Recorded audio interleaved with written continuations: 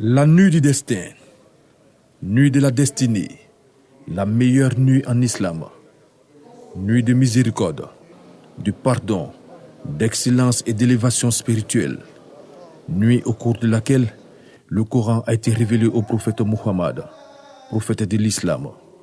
La célébration de la nuit du cadre 2024-1445 Hégire s'est déroulée à la grande mosquée de la Riviera Golf dans la commune de Cocody, en présence du vice-président de la République Timoko Meïlet Koné, représentant le président de la République Alassane Ouattara, de quelques membres du gouvernement et de plusieurs guides religieux.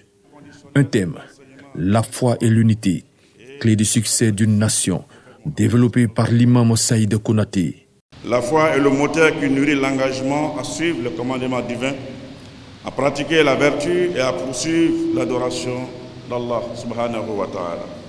Elle incarne la résilience spirituelle qui donne un sens à la vie, nourrit l'espoir, apporte la sécurité, la tranquillité et invite à une conduite morale de droiture.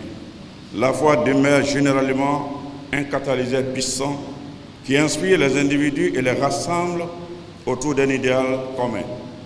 L'unité, quant à elle, nous encourage à nous tenir fermement ensemble, solidaires autour du cap d'Allah, sans jamais nous diviser. Cette nuit, la 27e nuit du Ramadan, qui pèse plus de 83 ans de bonnes œuvres agréées par Allah, a amené le guide de la communauté musulmane.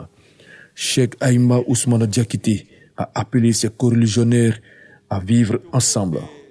Il a également exprimé sa gratitude au président de la République Alassane Ouattara pour toutes ses actions en faveur de la communauté musulmane.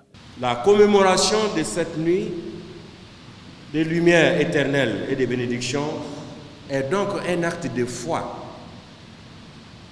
de reconnaissance et d'espérance pour toute l'humanité.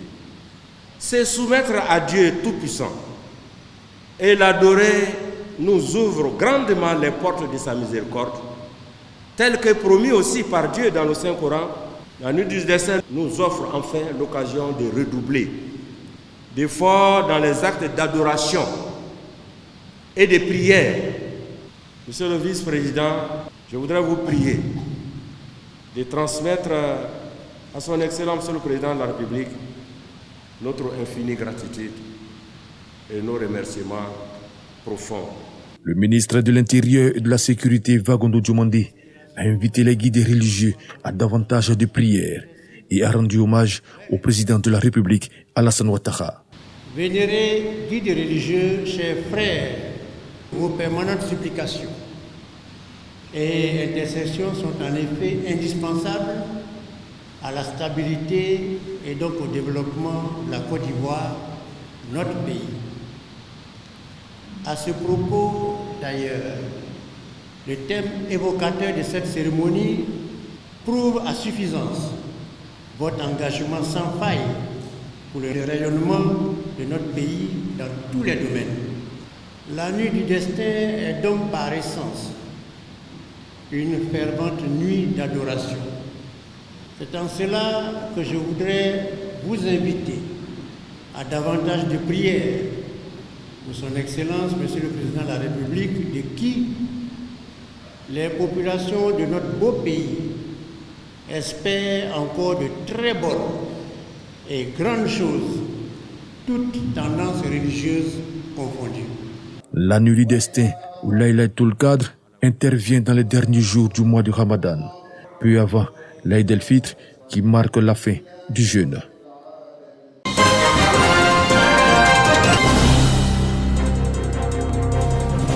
L'Union européenne, la GIZ et Orange Côte d'Ivoire, à travers la signature de cet accord de plus de 5 milliards de francs CFA, vont mettre en œuvre le projet DigiGreen et Agri. Ça va être l'émergence de start-up dans le secteur du cacao. Donc ça veut dire permettre de former, de développer une centaine de start-up et d'investir dans ces start-up.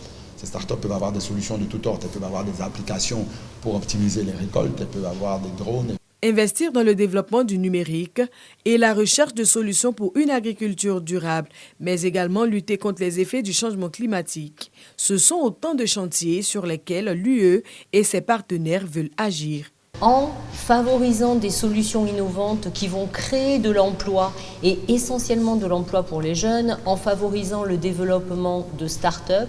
L'Union européenne peut s'engager dans un partenariat avec le gouvernement et avec l'Allemagne et la GIZ pour démontrer son appui à l'ensemble de la population ivoirienne. DG Green et Agri, c'est accompagner les jeunes porteurs de projets dans le domaine du digital pour proposer des solutions innovantes aux producteurs nationaux. Le projet DG Green et Agri est prévu pour une durée de 3 ans avec pour objectif principal la création d'emplois pour la jeunesse et la modernisation durable du secteur agricole ivoirien.